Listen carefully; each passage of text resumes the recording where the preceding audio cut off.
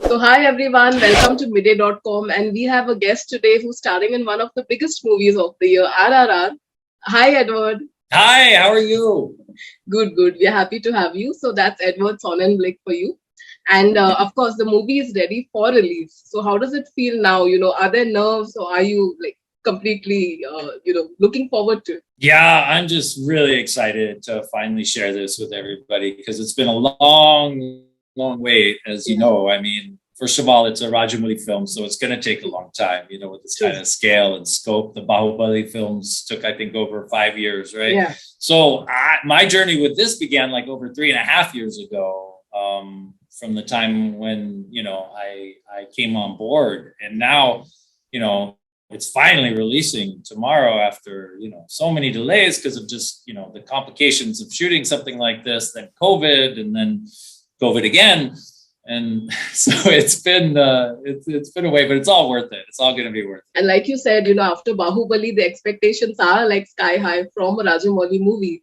So, yeah, so Yeah, how was it working with him and the cast, of course? it was exciting. I mean, certainly at first it was like, wow, it's the Bahubali team, it's Rajamouli sir, and they're very down to earth. I mean, working with Rajamouli sir, he is a genius. He's very, very exacting. He is a total perfectionist and all that, but at the same time, he's very warm. He's very sweet. He's very normal. But he will make you do like 20 takes until he's satisfied.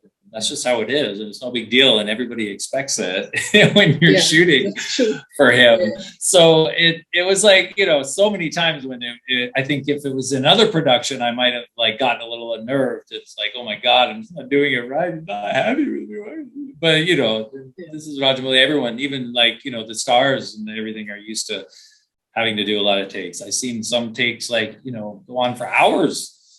And that's just how it is, and that's what makes his films so amazing. That perfectionism really works in this case. And what would you say was the biggest challenge for your character? Since we don't know much, actually, whatever you can reveal. Yeah, So, I can't reveal anything really much right now, except that, like I said, the challenge is kind of in a film like this with a director like this is just surrendering completely to whatever is going on in his mind, because that's what matters in this case. There's different kinds of acting, there's different kind of relationships between actor and director, and with Rajamouli sir, it's on that end of the spectrum where really you just surrender to what he wants, and your job is to really just pay attention and really just try and understand what he is communicating and get inside his head, because that's where the vision is, and that's what's going to be happening. He's not going to move on until he's satisfied. Whereas with other directors, other situations, it can be the total opposite, where the director just wants to see what the actors bring to the table completely, and then improvise from there. That's not happening here, and it takes all types, and this is really working. Obviously, the success and the grand scale of the Bahubali films, and this is going to be even a higher level than that. So it's a challenge, but it's worth it. and the film is a historical, as we know. And you have been part of historicals before, right? From Firangi to Manikarnika and Jhansi Ki Rani. So how does that Yeah. feel? Because it's a different era, and of course you have to be very careful. You can't behave like how you would today on screen. Like you can't let go of that. So Like you just mentioned, I'm no stranger to the historical, period movie, especially in Hindi, and as well in the South. I've done other productions as well. So, I feel very comfortable in that role, although I've never shot, in the particular style and manner and scale and scope of a Rajamouli film before this. But still, like, there's just a great need for, British colonial characters in Indian entertainment, and there yeah, always will be. So I've done yeah, my share, and I will continue to. And like I said, I'm comfortable with it. Yeah, acting in the character style. I watch a lot of period entertainment as well. A lot of UK productions and films and series from there. And I love historical stuff. I love the feel. I love the vibe. I love doing it. Yeah, but do you also think that actors, especially from abroad, do tend to get stereotyped as, the Britisher or those kind of roles? So how does that feel? I'm sure you want to experiment a lot more. Yeah, obviously, and I do get to. It's not like I've been like so typecast that I can't take other roles. I've been all Yeah, kinds of things. Um, but the fact is, in the Indian entertainment industry, the opportunities for foreigners have been historically, the largest chunk of that has been yeah, period historical pieces. Now, I think it's changing more and more in recent years as India kind of opens up to the whole global realities where, what constitutes, an Indian is even becoming more diverse and more, more inclusive. Someone like me who, I consider myself an immigrant. I've moved to India to live here the rest of my life. I'm more comfortable living in India than I am anywhere else. I've been now in the industry and in the entertainment industry for almost 15 years. So I think, there's going to be more and more of a place for someone like me in more and more roles of just like, the protagonist, the protagonist's best friend, fathers, and, all it's not just British colonial bad guys anymore. And it yeah, never only has been, but I think more and more it's opening up. So you can look at me as a male Kalki in yeah, India. yeah, that's true. So There's yeah, she's really blazed a great trail there. So true, I true, intend definitely, I intend to do the same. definitely. And like you said, you took that decision of moving here 15 years ago. So do you remember how that was? I'm sure it's not an easy decision, like moving your whole life and settling into a new culture and language. So what made you take that decision? What were you so sure of? It's a great story, actually. I saw my first Bollywood film, and that really sparked the whole transformation, and the whole Kita just emerged from there and never left. I saw Lagan. Oh, I just never seen a Bollywood huh. movie before that, and it just blew me away. I couldn't believe that something so wonderful and beautiful ever could ever exist. Yeah, It was really like that. Just watched it over and over. I started watching more Bollywood movies, and I started listening to like Hindi film songs just all day long, every day.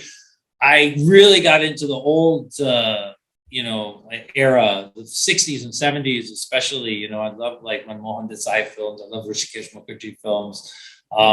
Just couldn't get enough. I must have watched like 150, 200 of those films before I ever set foot in India wow, the first time. okay. I started teaching myself Hindi. I just knew everything there was to know that I could find out about India before I even came here.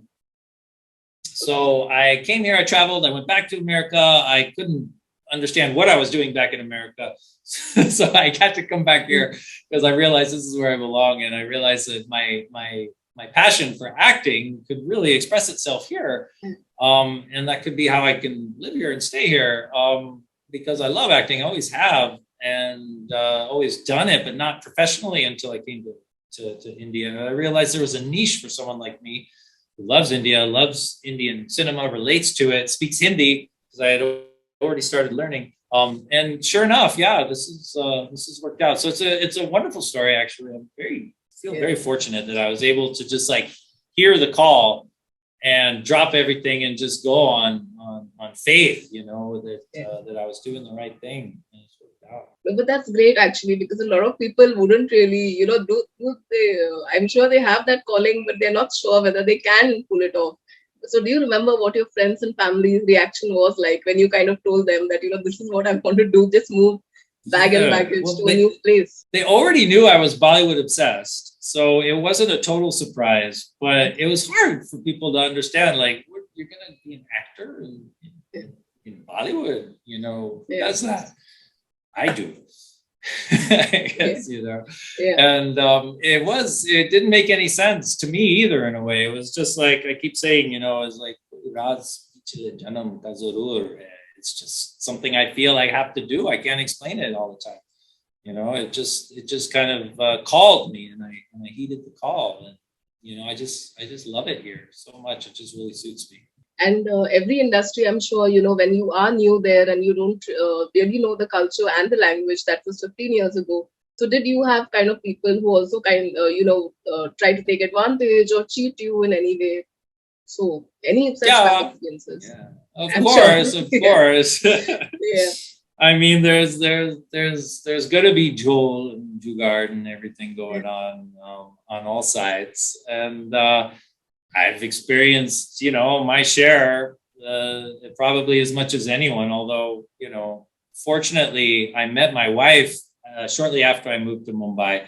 Okay. She's really kind of protected me. I mean, she's from the industry as a director, and she's really kind of just realized she had to actually kind of manage my work and take care of everything. And she's been doing that for most of this time. And thank God, because yeah, I'm a little bhola. I'm a little, I just can't really get my head around, having to be really chalu and protect myself so much. And she's so, whether or not, I mean, it hasn't been a great deal for her. It's not she's not getting the best end of the bargain here, but I certainly appreciate that she's been able to take it on and handle the calls and the negotiations and the scheduling and all of that stuff. Thank God. God bless her. I'm really lucky.